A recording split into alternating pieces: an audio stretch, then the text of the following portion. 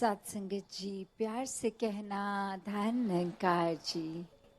सभी ये सत्संग का आनंद लेते हुए, संतों की वाणी को श्रवण करते हुए, अपने जीवन की ओर नजर डालते हुए कि हर वचन, चाहे आज या जब भी एक संतों की वाणी सुनते हैं, तो वो ऐसे वचन होते हैं जो जीवन को बदल देते हैं। ये अपने अंदर झांक कर, अपने अंदर बदलाव, और कोई ऊपरी दिखावरी बदलाव नहीं, ये अंदर से बाहर तक की यात्रा, कि अंदर से स्वयं को कैसे निखारना है और कैसे फिर एक बाहरली एक बिहेवियरल रूप, ये चेंज भी फिर आता है, जो फिर एक छोटे दायरे, एक खुद तक ही नहीं सीमित, अपने परिवार तक ही नहीं सीमित, ये पूरे समाज, ये पूरे संसार तक ये वरदान रूप बनता है। ये इंसानियत का जीवन बनता है और ये इंसानियत की शुरुआत ही रूहानियत से, इस निराकार से, इस परमात्मा से, कि ये जो हर चीज़ का एक प्राइम सोर्स, और यहीं से सब कुछ उत्पन्न,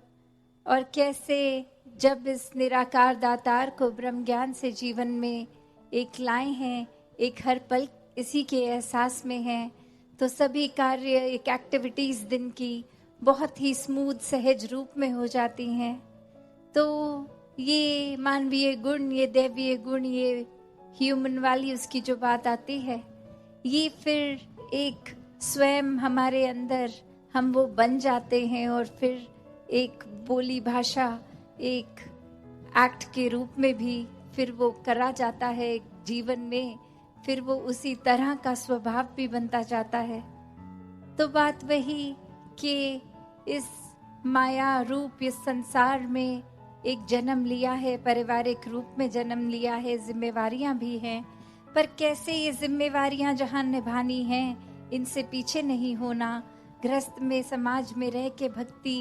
को करना है, कि ये स्पिरिचुअल, ये आध्यात्मिक पहलू, ये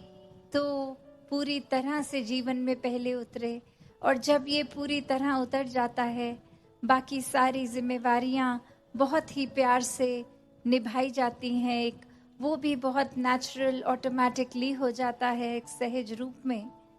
तो ये मन की स्थिरता का ये जो भाव है कि अब कुछ भी हम करते हैं पूरे दिन में, कोई अच्छी चीज़ है या कोई हमसे अनजाने में भी भूल हो जाती है, कुछ बुरा होता है, तो कैसे अपने मन को स्थिर रखा जाए। ये निराकार पे आधारित मन जब भी होता है,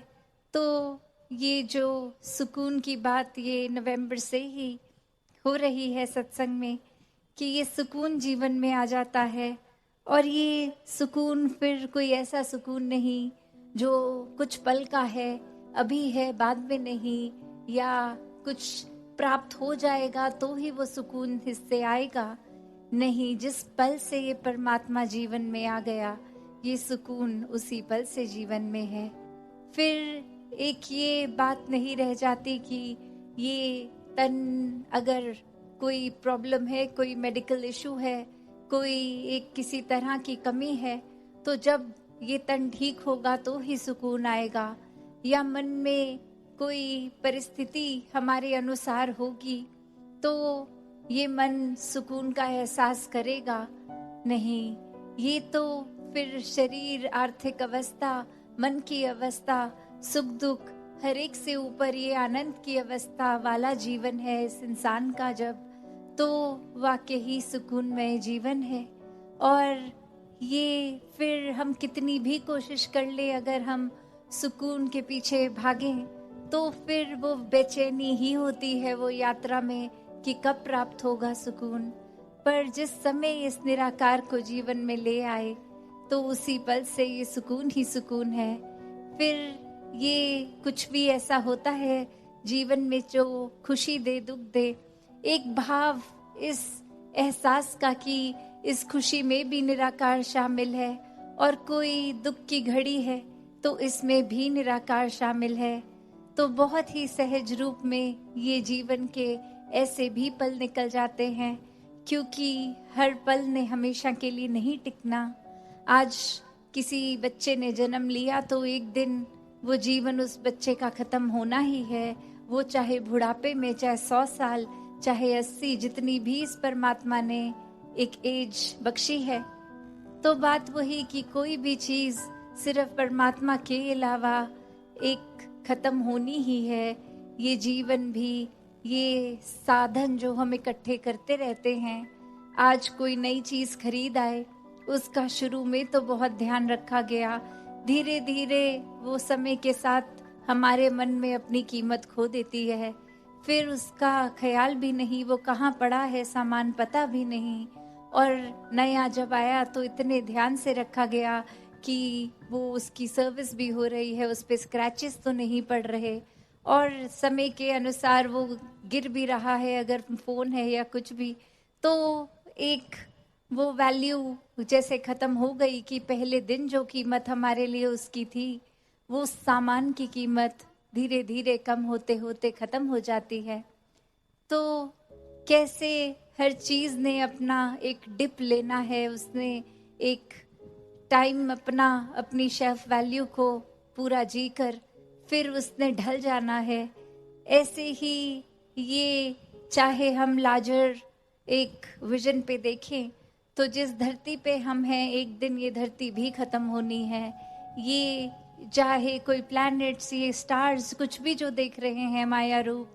सभी ने खत्म हो जाना है। तो सिर्फ और सिर्फ ये परमात्मा और निराकार जो शुरू से था, अभी भी है, आगे भी होगा, तो यही कायम दायम है, यही सच है। इसके अलावा और कुछ भी सच नहीं। चाहे वो एक सच्चाई उस रूप में कि ये रोशनी रूप इस सच्चाई का, और अभी पिछले दिनों ही दासी ने ये बात रखी थी और अब फिर से दोहरा रही है कि कैसे एक रोशनी का रूप, अगर एक चाहे सूरज है, दिन का समय है, तो भी रोशनी में तो कोई कमी नहीं है। और कैसे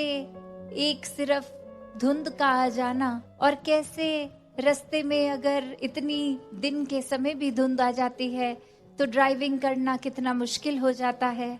ऐसा तो नहीं है कि रोशनी की कमी है, रोशनी तो पूरी है, पर सिर्फ ये धुंध का फैक्टर ऐड हुआ। तो ऐसे ही ये ब्रह्म ज्ञान, ये निराकार, ये परमात्मा तो हर समय है, वो रोशनी पूरी है। बस ये मैल, ये धुंध, ये हमारी ही दिमाग की उपज, या फिर कोई परिस्थिति को हमने इतना मैग्नीफाई करके बड़ा बना दिया, उसको धुंध का रूप बना दिया। या ये धुंध और भी अनेकों तरह की हो सकती है। कभी कभी इंसान का दूसरे इंसान के बीच दरार का कारण बन जाना, एक नफरतों की उपज, एक अंधविश्वास, ये सुपरस्टिशंस की भी बात, वो भी धुंध। तो कैसे एक सच का जब आधार लिया जाता है तो ये मन मुटाव भी दूर होते हैं, ये नफरतों के कारण भी फिर पीछे हो जाते हैं। और अक्सर खुद के बनाए हुए वहम भुलेखे, एक खुद की बनाए हुए सुपरस्टिशंस, एक खुद से ही हमने जब कुछ ऐसी सोच, एक विचारधारा बना ली जो हमारे लिए भी नुकसानदेह है, औरों के लिए भी नुकसानदेह है, तो बात वही कि कमी रोशनी की तो नहीं है। परमात्मा से जुड़ के हर समय के सुकून में रहें। और अब अगर आगे सोचें कि ये ब्रह्म ज्ञान भी जीवन में आ गया, एक निराकार के एहसास में भी रहने लगे, सेवा सुमिरन सत्संग भी करने लगे, पर एक मन का बदलाव अगर नहीं है तो फिर ये ज्ञान भी मन में नहीं टिकता। और मन से जुड़ी हुई जो पहली चीज आती है वो अहंकार तजना, वो एक समर्पित भाव, मन को एक अपने होने के इस एहसास से हटना होगा और इस परमात्मा के लिए हमेशा अर्पित रहना है, एक सेवा में अर्पित रहना है। तो ये सुकून यहाँ समर्पित होने के बाद जो मिलता है, तो कैसे समर्पण के साथ सुकून। तो अपने जीवन में जहाँ हम समर्पण की बात करते हैं, तो ये समर्पण कैसा समर्पण है। एक समर्पण सिर्फ ये तो नहीं कि कभी अक्सर जीवन में हम देख लेते हैं, हम कह देते हैं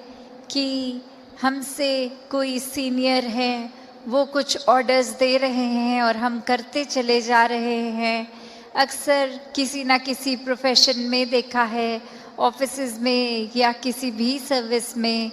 तो एक सीनियर का ऑर्डर मान लेना या फिर कोई अथॉरिटेटिव पर्सन, कोई टीचर, कोई और इस तरह से जो हम पे कोई बात करते हैं और वो मान लेना, वो अक्सर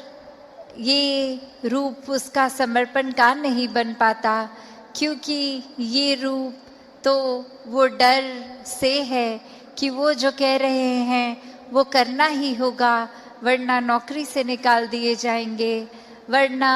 फिर कोई और इस बात की रेपकशन हो सकती है। तो एक वो बात मानना वो हर प्रोफेशन में हो जाता है, पर मन वहाँ समर्पित नहीं होता। वो किसी भय के कारण या किसी और अन्य कारण से समर्पण होता है। तो यहाँ समर्पण होना मतलब एक दिल में प्रेम को रखते हुए प्रेम से समर्पित होना, ये प्यार से अपने आप को खोकर सिर्फ इस परमात्मा का होकर, ये समर्पित भाव मन का अगर इस तरह का समर्पण है तो वो मुबारक समर्पण है। तो कैसे एक अक्सर बात ये होती है कि हमने समर्पण अगर कर दिया तो ये जो इतने सालों में अक्सर अगर हम सोच के भी देखें कि छोटी उम्र से ही पढ़ते लिखते एक डिग्रियां मिल गई, एक हमें कोई और उपाधि मिल गई, तो ये कमाने के लिए चाहे कितने वर्ष लग गए, पर जब समर्पण की बात आती है, अहंकार को तजने की, अहंकार गंवाने की, तो उसमें उतने ही साल नहीं लगते। ये तो एक पल में ही समर्पण हो जाता है। जैसे ही ये मन समझ लेता है कि ये शरीर मैं नहीं हूँ, ये आत्मा का असली रूप परमात्मा है और शरीर ने तो अपनी यात्रा कुछ सालों में करके इसका एक विनाश हो जाना है, तो कैसे ये समर्पित जीवन जिया जाए जब तक जीवन है। तो बात वही एक कहानी के साथ अपनी रखना चाहेगी कि एक बार एक गुरु के पास शिष्य आता है जो काफ़ी सालों के बाद, और आते ही अपने गुरु के आगे 1000 सोने की गिनियाँ दे देता है और ये कहता है कि इतने वर्ष मैंने काम काज किया और बात मन में यही आती रही कि आपके सामने आशीर्वाद लेंगे जब 1000 गिनियाँ पूरी हो जाएंगी, और आज ये बोरी भर के आपके पास ये समर्पित करने के लिए आए हैं और आप इसको कबूल कीजिए। वहीं वो गुरु वो लेकर सामान अपने शिष्य से कहता है कि ठीक है, तुमने ये दी, मैंने स्वीकार करी, और अब ये जो सामने नदी बह रही है, सारी की सारी ये गिनियाँ उस पानी में बहा दो। और अब वो शिष्य के मन में सवाल कि क्या ये एक क्या ही बात हुई, इतनी मेहनत जो करी कि गुरु को देंगे और अब वो दे भी दिया, तो उसके बाद वो इसको अपने पास नहीं रख रहे हैं, वो इसको नदी में बहाने को कह रहे हैं। तो वहीं वो सवाल कि क्या फिर वो समर्पण था कि अगर एक क्या होगा अब उस वस्तु का, जिस तरह हम देना चाह रहे थे वो उस तरह अपनाई नहीं गई, उसको साथ तो कुछ और ही करने को कह दिया। तो वहीं ये ख्याल जहाँ उस शिष्य को आया और फिर वो अपने मन पे किसी तरह काबू करके,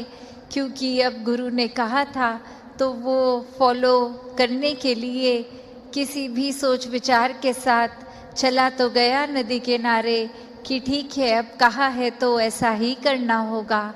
और वहीं काफ़ी देर हो गई और अब गुरु भी इंतज़ार कर रहा है कि ये इतनी देर से लौट के नहीं आया, इतनी देर क्यों लग रही है वो उसको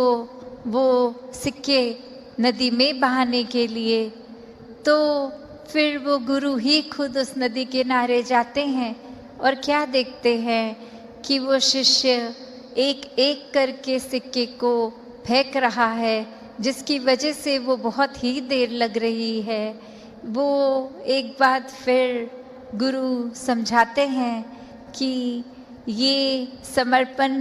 करना है तो इतनी देर क्यों लग रही है। समर्पण तो एक साथ ही किया जा सकता है, पूरी की बोरी बोरी को एक साथ ही नदी में बहाया जा सकता था, तो एक एक करके क्यों, इतनी देर लगा के क्यों। तो ये कहानी में तो ये मन की अवस्था ही है कि हम किस तरह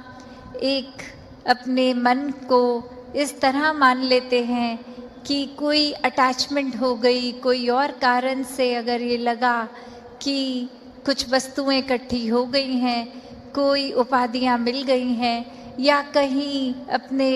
मोहल्ले में अपने दायरे में बहुत नाम कमा लिया है, एक हमारा कुछ औहदा, कुछ रिस्पेक्ट बन गई है, एक तरह के हम सेलिब्रिटी बन गए हैं, कुछ दो चार लोग हमें जान गए हैं,